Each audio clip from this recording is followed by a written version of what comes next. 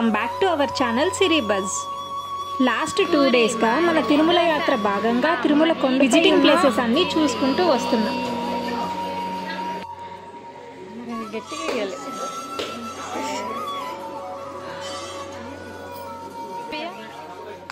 ఇప్పటి వరకు మనం 4 ప్లేసెస్ అయితే కంప్లీట్ చేసుకున్నాము. సో శ్రీవారి పాదాలు, శిలాతోరణం, చక్రతీర్థం అండ్ జాపాలి తీర్థం, ఈ 4 ప్లేసెస్ అయితే కంప్లీట్ చేసుకొని నెక్స్ట్ మనం శ్రీ వేణుగోపాల స్వామి ఆలయానికి అయితే వెళ్ళబోతున్నాం. ఆ 4 ప్లేసెస్ ఫుల్ వీడియో ఆల్రెడీ మన ఛానల్లో అప్లోడ్ చేశాను, ప్లీజ్ చెక్ ఇట్ అవుట్.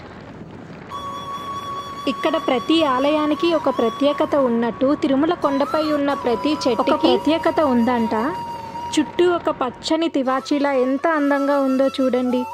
ఎటు చూసినా పచ్చదనం, చల్లని గాలి మనసుకి ఎంతో హాయిగా అనిపించింది.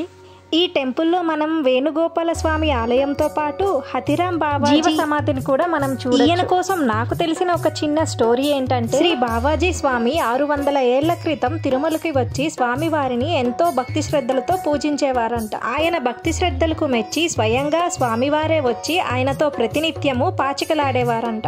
ఇది తెలిసిన ఆస్థానపు రాజు ఇది అబద్ధమని నిరూపించడానికి శ్రీ హతిరాం స్వామిని ఒక గదిలో బంధించి గది మొత్తం చెరుకు గడలు ఉదయానికల్లా మొత్తం తినాలని నిబంధన పెట్టారు. అప్పుడు హతిరాం స్వామి స్వామివారిని వేడుకోగా ఆయనే ఒక ఏనుగు రూపంలో గడలు మొత్తం తినేశారంట. అప్పటి నుంచి తిరుమల ఆలయ ప్రధానికారిగా నిర్మించి తిరుమలకి సమీపంలోనే రామాలయం నిర్మించారు. ఏనుగు రూపంలో వచ్చారు గనక హతి అని, రామాలయం నిర్మించారు కనుక రామ్. ఆనాటి నుంచి శ్రీ బావాజీ స్వామిని హతిరాం బావాజీగా పిలుచుకుంటూ వస్తున్నారు. అండ్ ఫైనల్లీ టెంపుల్ దగ్గరకు అయితే ఆల్మోస్ట్ రీచ్ అయిపోయాం.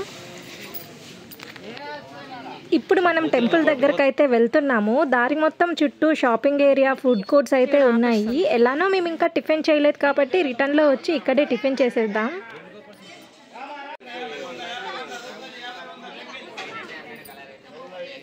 మనకిప్పుడు ఎదురుగా కనిపిస్తుంది కదా, అదే శ్రీ వేణుగోపాల స్వామి వారి ఆలయం అన్నమాట. ఇక్కడ మేము టికెట్స్ అయితే ఏం తీసుకోవట్లేదు. ప్రెజెంట్ ఎక్కువగా జనాలు కూడా లేరు కాబట్టి నార్మల్ దర్శనానికే వెళ్ళిపోతున్నాము. టికెట్ కౌంటర్ కూడా ఇంకా ఓపెన్ కాలేదు, మేబీ ఇంకో 1 hour తర్వాత అవుతుందేమో. మనం స్వామివారిని దర్శనం చేసుకొని బయటకు వచ్చాక గర్భగుడి పక్కనే మనకి ఇలా హతిరాం బావాజీ జీవ సమాధి అయితే ఉంటుంది. ఈ ప్లేస్లోనే ఆయన స్వామివారితో కలిసి పాచికలు ఆడేవారంట. అండ్ ఆ పక్కనే మనకి హనుమాన్ కూడా ఉంటారు.